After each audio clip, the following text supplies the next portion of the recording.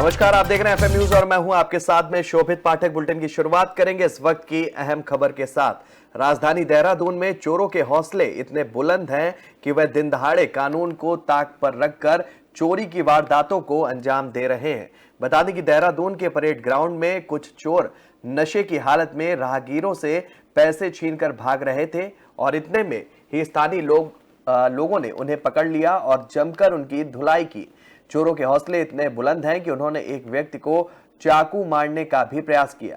गनीमत यह रही कि व्यक्ति चाकू के वार से बच गया। तो वहीं स्थानीय लोगों के द्वारा पुलिस को सूचना दी गई और इसके बाद पुलिस ने मौके से चोरों को पकड़कर थाने ले गई।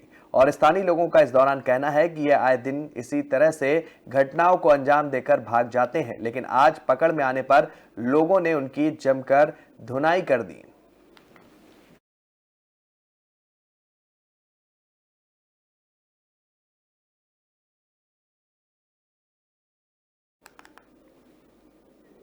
आईपीएल 16 सीजन की शुरुआत हो चुकी है। बता दें कि वहीं आईपीएल सीजन के शुरू होते ही सट्टा बाजार भी गर्म होने लगता है, जिसको लेकर ऑफलाइन ऑनलाइन सट्टा खेला और खिलाया जाता है।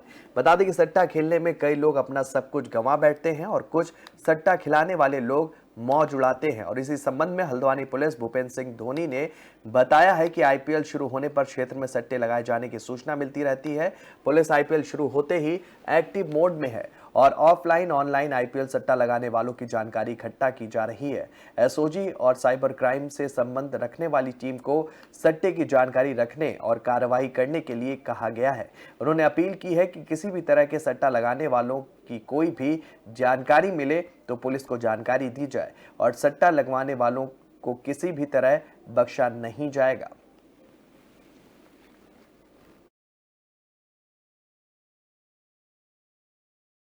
हाँ, ये प्राय देखा जाता है कि जब आईपीएल चलता है तो इसमें ऑनलाइन कुछ लोग सट्टा लगाते हैं और कुछ इस तरह के अराजक तत्व सक्रिय हो जाते हैं जो सट्टा लगवा करके जो सीधे साधे लोग हैं उन लोगों का पैसा खर्च करवा देते हैं, ख़त्म करवा देते हैं। तो इन परिस्थितियों को देखते हुए हमारी एसओजी टीम और जो हमारी साइबर टीम है ये अपना ऑनलाइन और जो भी हमारा सर्विलांस का तरीका है उस तरीके से इसको देख रही है। और जनता से भी कभी कोई ऐसी इस तरह की हमें शिकायत मिलेगी तो उसको भी हम लोग संज्ञान में लेंगे और इस तरह इस पे जो कोशिश करेंगे कि पूरी तरह से हम लोग लगाम लगा सकें। सर, क्या कार्रवाई होगी जो लोग पकड़े जाएंगे? कई वो तो फिर जुआ अधिनियम में मुकदमा कायम होता है उसमें, जैसे जो सिंपल सट्टा लगाते हैं जो लोग सट्टा पर्ची वगैरह वो उस एक्ट में होता है। इसमें ऑनलाइन अगर पकड़ेंगे उनको और हमारे पास एविडेंसेस होंगी तो संबंधित धाराओं में इसमें मुकदमा कायम होगा।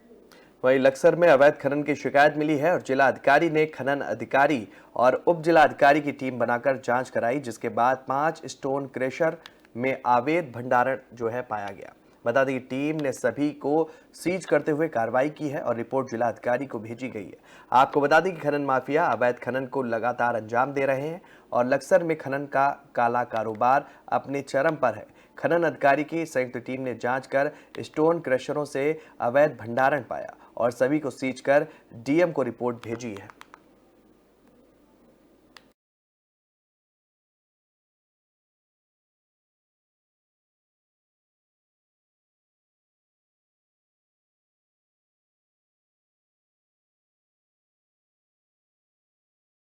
स्टोन कैसर की शिकायत मिली थी कि स्टोन कैसर के अंदर गड्ढा करके अवैध खनन किया जा रहा है।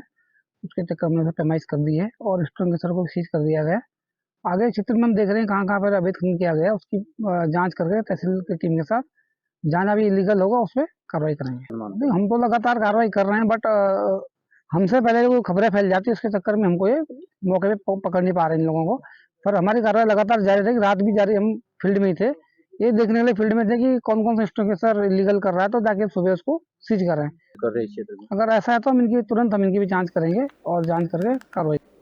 वहीं विकासनगर में प्राचीन समय से आयोजित होने वाले विश्व मेले के अवसर पर सांस्कृतिक कार्यक्रम और कबड्डी प्रतियोगिता का आयोजन होगा, जिसको लेकर प्रेस वार्ता की गई है और ये कार्यक्रम कोरोना महामारी और कुछ बड़ी घटनाओं के कारण आयोजित नहीं हो पाया था। लेकिन अब कार्यक्रम को लेकर जो है प्रशासन गंभीर है, सबको साथ लेकर कार्यक्रम किया जाएगा, जहां पूर्व प्रधान दर्शन सिंह चौहान वीएस नेगी ने भी कहा कि आपसी मतभेदों को भुलाकर क्षेत्र के विकास को प्राथमिकता दी जाएगी और आपसी भाईचारा कायम रखते हुए इस कार्यक्रम को 3 दिवसीय मेले के रूप में मनाया जाएगा, जिसमें सभी क्षेत्रवासी और बाहर से भी लोग शिरकत करेंगे।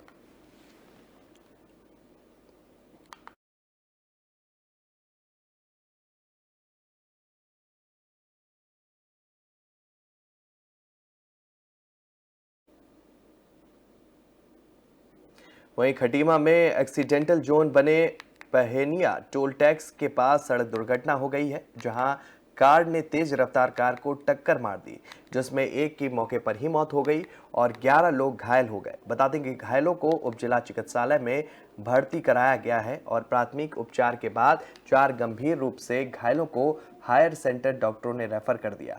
घायलों का इलाज कर रहे डॉक्टर अकलीम अहमद ने मीडिया को बताया कि 11 घायलों और 1 मृतक को सरकारी अस्पताल लाया गया और 4 घायल गंभीर हालत में थे। उन्हें प्राथमिक उपचार के बाद हायर सेंटर रेफर कर दिया गया है। बाकी 7 अन्य घायलों का इलाज जारी है।